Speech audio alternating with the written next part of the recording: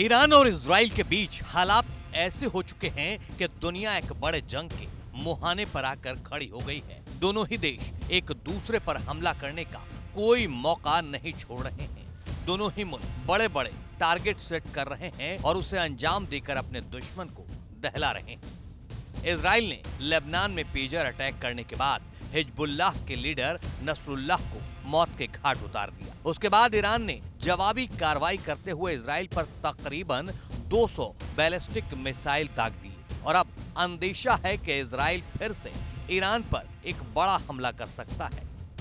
Israel ने इस जवाबी हमले के लिए पुख्ता तैयारी कर ली है, लेकिन आज बात इजराइल की तैयारियों की नहीं बल्कि उसके हथियारों के उस जखीरे की जिससे वो सीक्रेट बंकर के अंदर मौजूद अपने दुश्मन का भी खात्मा कर देता है। बताएंगे किस खास हथियार से इजराइल ने नसरुल्लाह का खात्मा किया।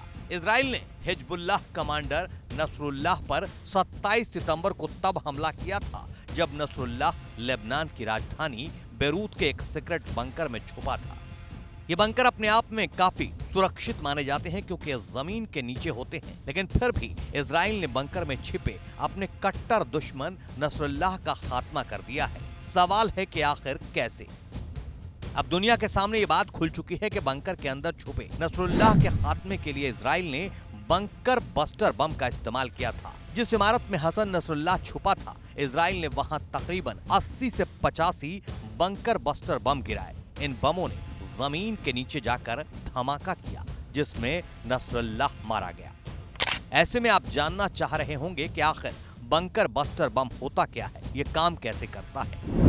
बंकर बस्टर बम काफी खतरनाक होते हैं। ये कंक्रीट और स्टील की मोटी दीवारों को भी तोड़ देते हैं। बंकर बस्टर बम जहां गिराए जाते हैं वहां से जमीन के अंदर चले जाते हैं। अंदर पहुंचने के बाद बड़ा विस्फोट करते हैं। यानी पहले ये जमीन के अंदर जाते हैं, फिर अंदर जाकर फटते हैं। फिर चाहे जमीन की नींव कंक्रीट से बनी हो या स्टील से, ये बम बंकर और सुरंग तक को उड़ा सकते हैं। इस बम का नाम है GBU-72। इन बमों की नोक एक अलग तरह से होती है। ये अपने वजन और ग्रेविटी की वजह से तेज स्पीड से जमीन के अंदर जाते हैं। इन बमों में 2 चार्ज होते हैं। पहला टारगेट पर छेद करता है तो दूसरा उसमें घुसकर अंदर जाकर विस्फोट करता है। इन बमों को अमेरिका बनाता है। ये बम खास तौर पर बंकर और सुरंग को उड़ाने के लिए बनाए जाते हैं। इजराइल ने अमेरिका से इन बमों की मांग की थी। नसरुल्लाह के खात्मे के बाद लगता तो ऐसा ही है कि अमेरिका ने इजराइल को वो बम दे दिया है।